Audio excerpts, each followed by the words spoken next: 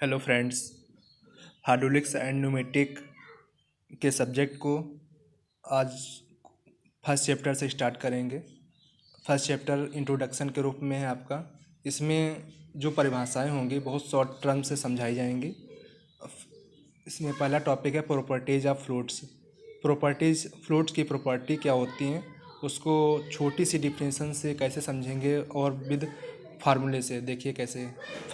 First property है density या mass density, इसे घनत्व बोलते हैं। घनत्व क्या होता है? इकाई आयतन में उपस्थित मास को घनत्व बोलते हैं। तो इकाई आयतन अगर बोला जाए तो नीचे रहेगा, उपस्थित मास या द्रव्यमान बोला जाए तो ऊपर रहेगा।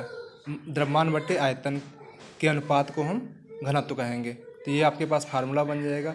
फर्स्ट चैप्टर ही आपके पास है, छोटी सी डिफिनेशन, उसके बाद फार्मूला और छोटी सी इकाई साथ में लिखना। जब भी डिफिनेशन लिखनी है आपको इतना पार्ट लिखना है। डिफिनेशन आपकी ख़त्म। सेकेंड प्रॉपर्टीज़ है आपके पास स्पेसिफिक वेट या स्पेसिफिक डेंसिटी, अपेक्षिक भार या अपेक्षिक घनत्व। अब इसमें देखिए क्या होता है।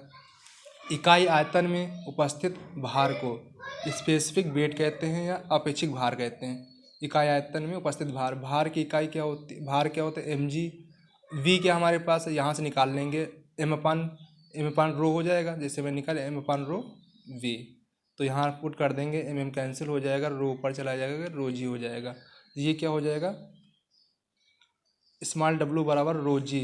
इसकी इकाई क्या हो जाएगी? w वेट की इकाई न्यूटन होती है और वॉल्यूम की इकाई मीटर क्यूब होती है, तो न्यूटन पर मीटर क्यूब इकाई हो जाएगी। बस इतना ही लिखना है आपको इकाई के साथ में डिफिनेशन में, तभी फुल मार्क्स मिलेगा।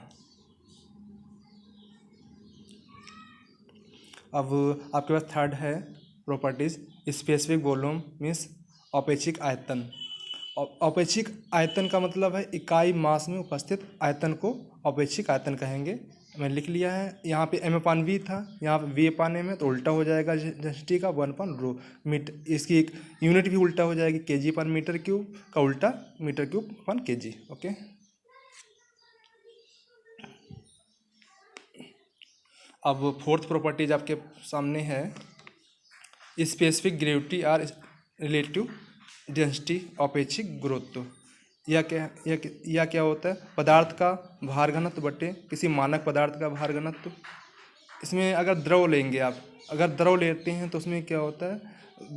किसी पदार्थ का भार घनत्व तथा मानक पदार्थ का भार घनत्व में ये होगा। अगर द्रव ले रहे हैं तो यहाँ पे आपके पास वाटर आ जाएगा। वाटर को एक स्टैंडर्ड मानते हैं, इसलिए वाटर आ जाएगा। अगर यहाँ पे कोई चीज़ एयर है, कोई गैस है, तो नीचे एयर आ जाएगी, ऊपर गैस रहेगी। ठीक। अब फिफ्थ प्रॉपर्टी आपके पास है विस्कोसिटी, बहुत इंपॉर्टेंट है। विस्कोसिटी को आप डायनामिक विस्कोसिटी भी बोलते हैं। इसे एक श्यानता या गतिक श्यानता। तो गतिक श्यानता को हम गतिक श्यानता है डिफिनेशन क्या है इसकी? यह एक ऐसी द्रव की प्रॉपर्टी है, गुण है, जो द्रव के प्रवाह का प्रतिरोध करता है। मैं डिफिनेशन लिख नहीं रखी, शॉर्ट टर्म में समझाने के फार्मूले से कर रहे हैं कोशिश। इसको हम बहुत अच्छे तरीके से न्यूटन्स लॉ विस्कोसिटी से समझ सकते हैं। देखिए इसमें समझाया गया है, जब कोई द्रव किसी प्लेट पर लेयर बाय लेयर फ्लो होता है तो जहाँ पे सरफेस रफ होती है, रूक्ष होती है, वहाँ पे वेग उसका कम हो जाता है और उसके ऊपर लेयर बाय लेयर वेग बढ़ता जाता है, जैसे मैंने दिखाया। इसे बोलते हैं वेलोसिटी प्रोफाइल।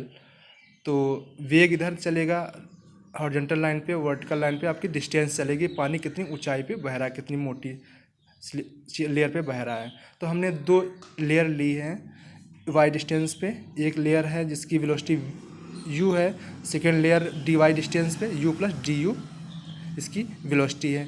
अब देखते हैं नीचे वाली लेयर ऊपर वाली लेयर से कितनी वेग कम है, उसका du वेग कम हो गया। यहाँ से मैंने देखा du वेग कम है, ऊपर वाली लेयर का वेग u प्लस du है, तो इसका नीचे वाली लेयर का वेग du कम हो गया। तो प्रतिरोध कितना उत्पन्न हुआ हमारे पास, कितनी दूरी में? dy दूरी में du वेग का प्रतिरोध उत्पन्न हो गया है। तो इसको कैसे लिखेंगे? देखिए, तो कर्तन प्रतिबल प्रोपोर्शनल होती है du/dy। इसे बोलते हैं वेलोसिटी ग्रेडियंट या rate of shear strain. Shear stress is directly proportional to the rate of shear strain या वेलोसिटी ग्रेडियंट। जब हम प्रोपोर्शनल हटाएंगे तो म्यू लगा देंगे, म्यू जो हो जाएगा हमारे पास डायनामिक विस्कोसिटी या श्यानता गुणांक होता है टाउ अपन du/dy, जिसे कर्तन बल बोलते हैं, शियर स्ट्रेस, ये du/dy वेलोसिटी ग्रेडियंट या रेट ऑफ शियर स्ट्रेन। जो आपके पास म्यू था यही फाइंड आउट करना था, यही विस्कोसिटी कहलाता है और यही डायनामिक विस्कोसिटी भी कहलाता है आपके सामने है। तो ये जो नियम आपके पास हो गया, इसकी अब यूनिट निकालेंगे तो कैसे, यूनिट में देखिए हमें म्यू की यूनिट निकालनी है। म्यू की यूनिट निकालने के लिए आपके पास न्यूटन सेकेंड अपन मीटर स्क्वायर हो जाएगी। ये SI यूनिट है, SI यूनिट में सिस्टम ऑफ स्टैंडर्ड यूनिट। इसकी अगर हम CGS सिस्टम में निकालें तो डाइन सेकेंड पर सेंटीमीटर होता है, क्योंकि न्यूमेरिकल्स में ऐसी यूनिट आती है तो आपको कन्वर्ट करना रहता है। न्यूटन सेकेंड है तो क्या होगा, हमने लिख भी रखा है 1 न्यूटन सेकेंड पर मीटर स्क्वायर बराबर 10 पॉइज। पॉइज का मतलब है डाइन सेकेंड पर मीटर सेंटीमीटर स्क्वायर। आपको ध्यान देना है, ऐसे न्यूमेरिकल्स में आते हैं यूनिट्स। अब एक छोटी सी डिफिनेशन और है, मैंने नोट करके लिख भी दिया यहाँ पे।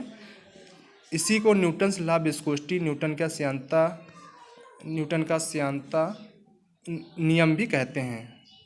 अब एक और इसमें है डिफिनेशन आपके सामने, काइनेमेटिक